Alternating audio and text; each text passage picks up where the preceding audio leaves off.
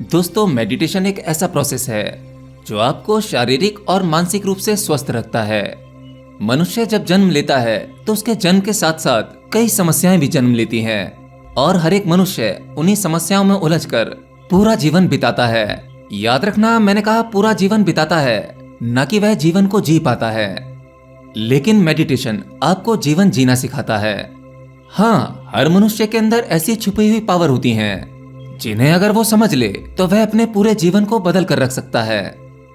चलिए अब ये समझते हैं कि मेडिटेशन आपके जीवन को किस तरह से बदलता है या आपके भीतर ऐसे क्या बदलाव कर देता है जिससे आपका जीवन के प्रति नजरिया एकदम से बदल जाता है।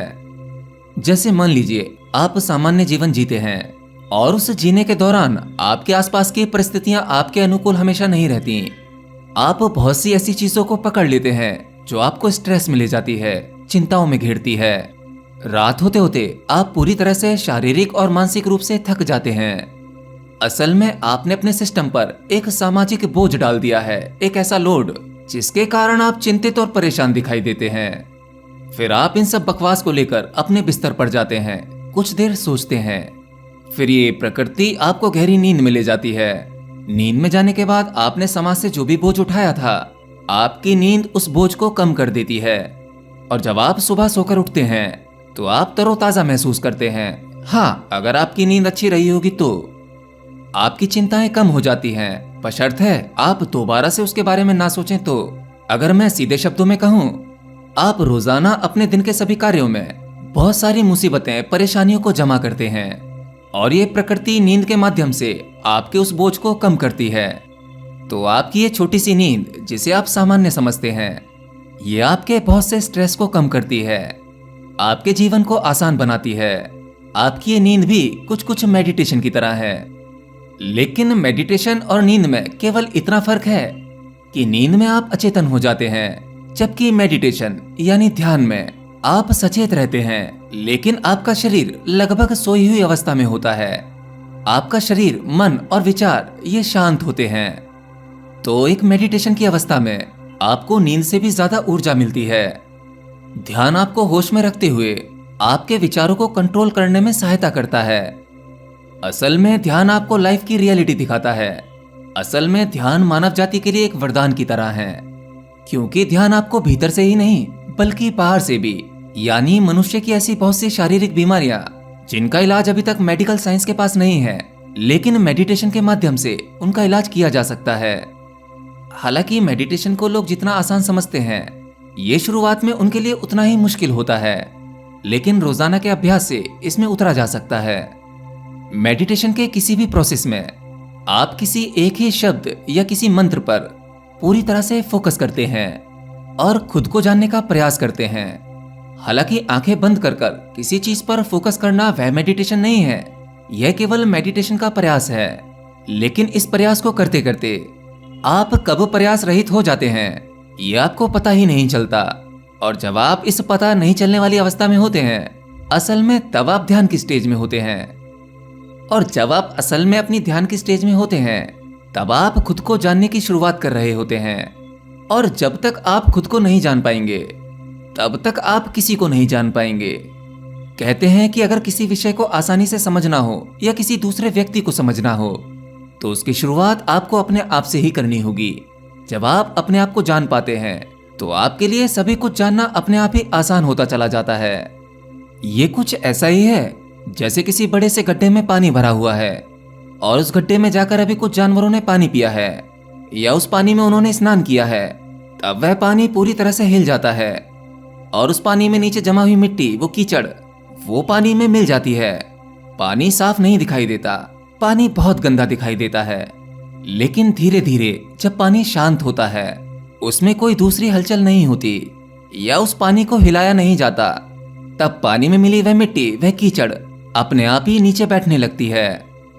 पानी के पूरी तरह शांत होने के बाद वह पानी कुछ देर बाद इतना साफ हो जाता है कि आप उस पानी में झांक कर देखते हैं तो आपको पानी की तल की जमीन भी साफ दिखाई देती है। उसमें छोटे छोटे मिट्टी के कण भी बैठे हुए दिखाई देते हैं, घास के तिनके, और अगर उसमें कुछ छोटे छोटे जीव हैं तो आप वो भी देख पाते हैं। यानी पानी जिस गड्ढे में है, जिस जगह में है, आप उस जगह की बारीकियों को आराम से देख पाते हैं। ध्यान लगभग यही घटना है। एक सामान्य व्यक्ति के दिमाग में इतनी ज्यादा हलचल होती है, इतनी उथल पुथल होती है, दुनिया भर की टेंशन, इधर की परेशानी उधर की परेशानी, हजारों लाखों विचार, सब कुछ एक साथ घूमता रहता है। वहां कुछ भी साफ दिखाई नहीं देता। लेकिन जैसे ही आप ध्यान करते हैं, आप मेडिटेशन में उतरते हैं, तो आपके भीतर की उथल पुथल शांत हो जाती है, विचार भी शांत होने लगते हैं। आप अपने दिन भर के कार्यों में जितने भी विचारों को पकड़ते हैं या जितनी भी चिंताओं को पकड़ते हैं, वो सभी नीचे बैठने लगती हैं, क्योंकि आप शांत हो रहे हैं, बिल्कुल उस पानी की तरह। इस अवस्था में आपका पात्र यानी कि आपके दिमाग और आपके मन की हलचल आप बिल्कुल साफ साफ देख सकते हैं। जिस पात्र में ये सभी चीजें भरी जाती हैं, आपके विचार, आपकी चिंताएं, आपके रिश्ते, पैसा, धन, दौलत, सक्सेस, ये सब कुछ कहीं शांत हो जाती हैं और आपको साफ साफ दिखाई देने लगता है। आपको अपना खुद का मैकेनिज्म, मन के काम करने का तरीका, दिमाग का प्रोसेस, ये सब समझ में आने लगता है। इच्छाएं कैसे उठती हैं, आपकी इच्छाएं आपसे क्या करवाती हैं, ये सब आप साफ साफ देख पाते हैं। मेडिटेशन से आप अपने ही विकारों को देख पाते हैं, और जो अवस्था आपने मेडिटेशन के दौरान महसूस की थी, आप अपनी उस अवस्था को सामान्य दिनों में महसूस करने लगते हैं। यानी आप शांत रहना सीख जाते हैं। आपको जब जरूरत होती है आप तभी बोलते हैं। आप गुस्सा भी नहीं करते, शांत होने लगते हैं। अपने ही भीतर की कमियां आप साफ साफ देख पाते हैं। आपने अपने आसपास लोगों को देखा होगा, जब वो किसी पर गुस्सा करते हैं, किसी को गाली देते हैं, लड़ते झगड़ते हैं, तो आप दूर खड़े देखते हैं और कहते हैं ये लोग पागल हो गए हैं। यह किस तरह का पागलपन है? जिन छोटी बातों पर वे लड़ रहे हैं, उस पर शांति से भी काम किया जा सकता है, आराम से बैठकर बात की जा सकती है और उसे आसानी से सुलझाया जा सकता है। सामने का विरोध आपको साफ दिखाई देता है, उनका पागलपन दिखाई देता है। लेकिन कभी कभी आप ये खुद भी तो करते हैं, तब वह देखने वाला कहाँ जाता है? असल में मेडिटेशन या कहूँ ध्यान आपको अपने आप को ही दूसरे की नजर से या कहूँ लोगों की नजर से देखना सिखाता है। जैसे आप लोगों को लड़ते झगड़ते देखते हैं, उनकी इस हरकत को आप पागलपन बताते हैं, वैसे ही आप अपने आप को देख पाते हैं, अपने से दूर देख पाते हैं, और आपकी होश वाली नजर आपके हर एक कार्य, हर एक सोच पर रहती है। इसलिए आपके डिसीजन भी सही होते हैं, क्योंकि अब आप अपनी कमियों को बिल्कुल उसी तरह से देख पा रहे हैं जैसे आप दूसरों की कमियों को देखते हैं। आप इस एग्जाम्पल से और अच्छे से समझ सकते हैं। जैसे आप कोई फिल्म देखते हैं, फिल्म में हर एक प्रकार के सीन आते हैं, खुश करने वाले भी, दुखी करने वाले भी। उनमें सभी इमोशंस का भरपूर इस्तेमाल किया जाता है। फिल्म के उन सभी पात्र को, सभी सीन्स को आप अपने से दूर देखते हैं और वह केवल आपके लिए एक फिल्म होती है। ध्यान आपको आपके भीतर बिल्कुल ऐसे ही उतारता है। आपका अपना जीवन भी केवल एक फिल्म के भांति हो जाता है। आप अपने ही इमोशंस को देख पाते हैं। जब आप खुश होते हैं तब भी आप अपने आप को देख पाते हैं। जब आप दुखी होते हैं तब भी आप अपने आप को अलग ही देख पाते हैं। अपने हर एक विचार, हर एक इच्छा, हर एक मांग, वो सब कुछ आपके जरिए हो रही है।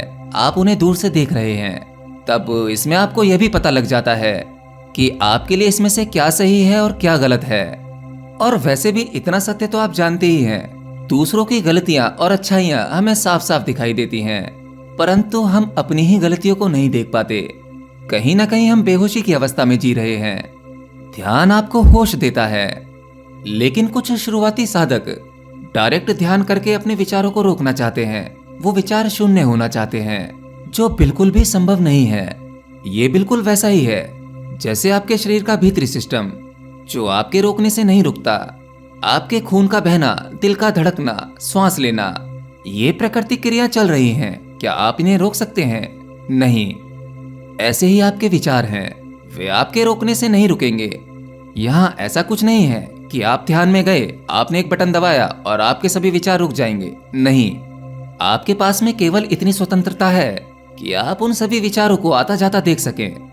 आपका मन अपना कार्य कर रहा है, उसे करने दें। अच्छे बुरे विचार जो भी आते हैं उन्हें आने दें। जब आप अपने विचारों का विश्लेषण नहीं करते, उनको केवल आता जाता देखते हैं या उनमें किसी प्रकार का रस नहीं लेते, तब वह स्वतः ही प्राकृतिक रूप से शांत हो जाते हैं। वे आपके करने से शांत नहीं हुए। आपने केवल अपने विचारों से एक दूरी बनाई और बस उन्हें दृष्टा भाव से देख रहे हैं। आप केवल इतना ही कर सकते हैं। आपको केवल इसी की स्वतंत्रता है। तो अगर आप ध्यान के माध्यम से अपनी लाइफ में कोई बड़ी अचीवमेंट चाहते हैं तो उसके लिए आपके दिमाग का बैलेंस होना बहुत ज़रूरी है। अगर आप अपने दिमाग को स्थिर रख पाते हैं तो आप अच्छे डिसीजन ले पाएंगे। लेकिन अगर आपका दिमाग इधर से उधर कूदता रहेगा तो आप अपने दिमाग की स्थिरता को खो देंगे और उसकी क्षमता को भी। इसीलिए मैं अक्सर आपसे कहता हूँ कि किसी भी ध्यान विधि से पहले आप कुछ भी कर रहे हैं तो पहले शांत होना सीखो। आपके जीवन में जो चल रहा है वह वैसा ही चलता रहेगा, आप उसे कंट्रोल नहीं कर सकते। केवल शांति से उसे देखो, ऐसा क्यों हो रहा है। जब आप ठहर जाएंगे बिल्कुल उस पानी की तरह, तो आपके जीवन में कहाँ समस्या है, क्या परेशानी है, वो साफ साफ दिखाई देगी। फिर आप उसे ठीक भी कर सकते हैं। एनीवे, अब आपको एक छोटा सा अपडेट देना था। अगर आप हमारी वीडियोस को रेगुलर देखते हैं तो आपको पता होगा कि हमारा एक ध्यान गुरुकुल खुलने वाला था, जहां पर आप सभी साधक मेरे साथ लाइव मेडिटेशन का अभ्यास कर सकें, ध्यान की सभी क्रियाओं का उपयोग कर सकें। लेकिन हमारे पास में उतना फंड नहीं हो पाया, तो अब इसी के बारे में एक छोटी सी योजना है, और वो ये है कि अगर आप मेरे साथ लाइव मेडिटेशन का अभ्यास करना चाहते हैं तो आप अपने शहर में छोटे से ध्यान शिविर का आयोजन कर सकते हैं। आप मुझे बुलाएंगे तो मैं वहां अवश्य आऊंगा। और दूसरा, मैं देखता हूं कि आप लोगों के बहुत सारे सवाल होते हैं, बहुत सी समस्याएं होती हैं, कुछ ध्यान के बारे में, कुछ आध्यात्म के बारे में और कुछ सामाजिक समस्याएं। लेकिन आप सभी का मुझसे कांटेक्ट करना संभव नहीं हो पाता। आप मुझसे बात करना तो चाहते हैं लेकिन सबसे बात करना पॉसिबल नहीं है। तो इसके लिए हमारी टीम ने सोचा है कि आप लोगों के लिए एक नंबर रिलीज किया जाए, जिसके जरिए आप अपनी अपॉइंटमेंट बुक करके आप मुझसे डायरेक्ट बात कर सकते हैं। और ये अपॉइंटमेंट चार्जेबल होगी, जिसके लिए आपको एक छोटा सा अमाउंट पे करना होगा। और हाँ, चिंता मत कीजिए, इस अमाउंट को हम पर्सनल यूज में नहीं ले सकते। इस पैसे को हम अपने ध्यान गुरुकुल की स्थापना में लगाएंगे, और जो पैसे दे सकते हैं केवल वही देंगे, ताकि आपके पैसे से उन लोगों की भी सहायता हो सके जो पैसा देने में सक्षम नहीं है। लेकिन शुरुआत में उन लोगों को थोड़ा इंतजार करना होगा जो पैसा नहीं दे सकते, लेकिन जो दे सकते हैं उनकी सहायता से आगे चल के बाकी सबकी भी सहायता हो जाएगी। देखिए, सीधी सी बात तो यह है, हमें फंड की आवश्यकता है और इसी के लिए हमें यह स्टेप उठाना पड़ रहा है। और अगर आप मुझसे पर्सनल मीटिंग भी चाहते हैं तो मैं आप ही के शहर आपके घर आने के लिए तैयार हूँ। आप केवल कॉल करके अपॉइंटमेंट बुक कीजिए। आपके थोड़े सहयोग से बहुत लोगों की मदद हो सकती है, बहुत से रोगी ठीक हो सकते हैं, उनका इलाज किया जा सकता है। बाकी मेरी इस योजना पर आपको कितना विश्वास है, आप इसके लिए स्वतंत्र हैं। अगर मेरा ये प्रस्ताव आपको अच्छा लगा हो तो कमेंट बॉक्स में लिखकर जरूर बताना, तभी वो नंबर रिलीज किया जाएगा जिसके जरिए आप अपनी अपॉइंटमेंट बुक करके आप मुझसे डायरेक्ट बात कर सकते हैं। बाकी उस ईश्वर की जैसी इच्छा, वो जो चाहे।